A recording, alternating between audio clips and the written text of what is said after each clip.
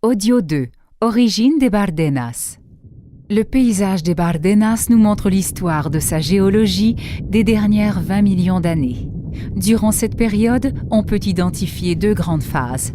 Une première sédimentaire, dans laquelle une grande quantité de matériaux ont été entassés et qui a eu lieu au cours du tertiaire, et une seconde phase au cours du quaternaire, avec une érosion très intense. Dans le tertiaire a commencé l'orogenèse, il y a 80 millions d'années et qui a pris fin il y a environ 10 millions d'années.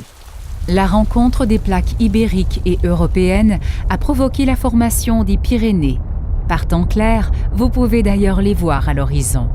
La chaîne ibérique, avec Moncayo dans notre dos, et la cordillère côtière catalane. La levée progressive de ces trois chaînes de montagnes est venue isoler complètement la dépression intermédiaire coincée entre elles, aujourd'hui le bassin de l'Ebre. À partir de ce moment, il y a environ 35 millions d'années, la connexion avec la mer a été interrompue et les masses d'eau provenant des torrents et des ruisseaux des montagnes ne pouvaient pas couler jusqu'à la mer Méditerranée, formant ainsi lacs et milieux humides tout au long de ce grand bassin. Les matériaux érodés des montagnes furent traînés par ces cours d'eau vers le centre du bassin, où ils furent déposés selon leur poids et au fur et à mesure que la hauteur de l'eau se réduisait. D'abord le gravier, puis le sable, l'argile et finalement le limon. Avec le temps et sous la pression de son propre poids, les sédiments se sont consolidés et transformés en roches. Les graviers se convertirent en conglomérats, le sable en grès, le limon et l'argile en schiste. Dans les milieux aquatiques, par le biais de divers procédés chimiques, se formèrent les calcaires et quand il y avait assez de sel, les plâtres. Au total, le remplissage sédimentaire accumulé dans les Bardenas est âgé de 21 à 15 millions d'années et a une épaisseur de 700 mètres. Dans le quaternaire, il y a environ 9 ou 10 milliards d'années, l'érosion de la cordillère côtière catalane a réussi à ouvrir le bassin jusqu'à la Méditerranée.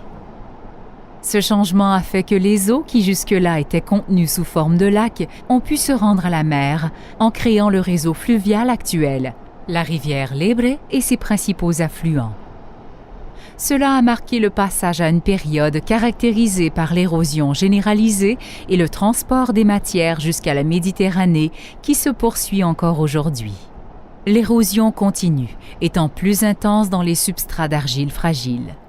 Les niveaux les plus résistants, conglomérats grès et calcaires, protègent de l'érosion l'argile située en dessous en formant des monticules, comme Castil de Tierra, Pisquera, le Rayón, le Balcón de Pilatos, le Fraile ou la Negra. Le panneau d'interprétation permettra d'identifier tous ces monticules. Que représentent 10 millions d'années dans l'histoire de la Terre? En fait, c'est seulement un soupir. Si l'on compare l'histoire de la Terre avec une année du calendrier, les Bardenas auraient commencé à se former le 30 décembre à 9 h et les premiers Bardeneros auraient occupé le territoire à l'avant-dernière minute de la 31e journée de décembre.